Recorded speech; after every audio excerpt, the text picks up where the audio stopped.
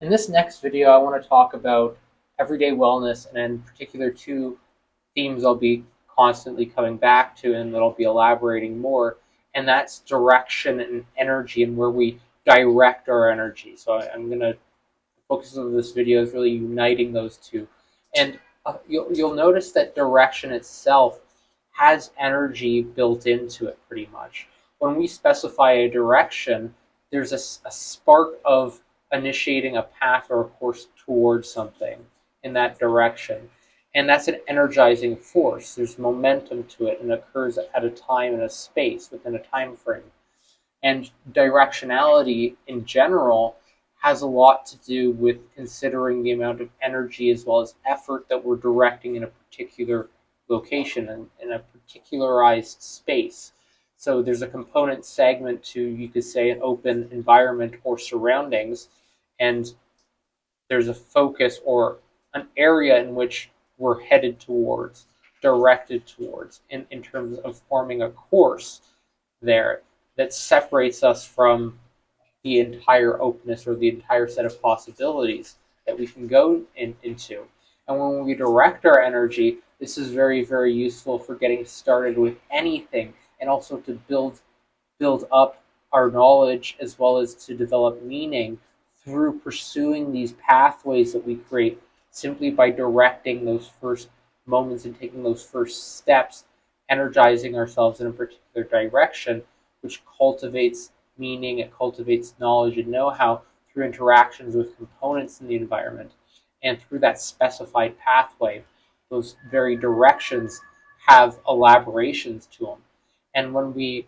are directing our energy, they form these directions and directed behavior and these directed components that gain much more than an informational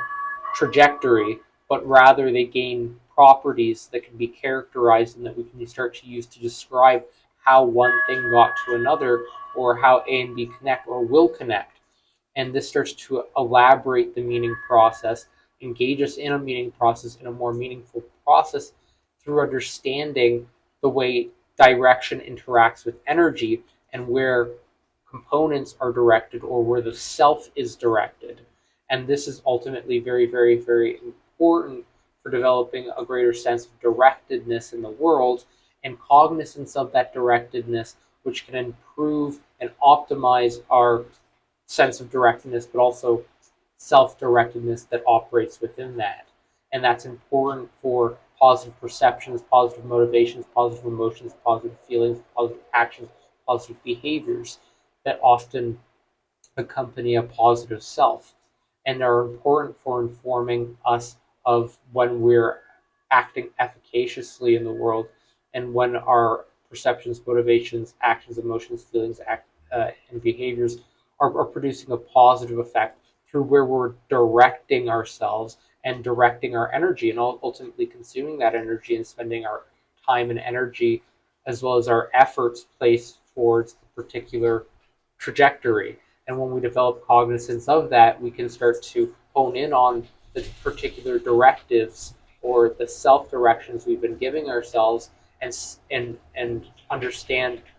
where we can energize ourselves more positively, but also where we can save energy on what has been uh, fueling us with negativity, and developing a cognizance of how that energy is flowing and moving and how we're directing that and self-directing that can produce more of these net positives and benefit this larger personality construct that's deeply intertwined with a healthy person, particularly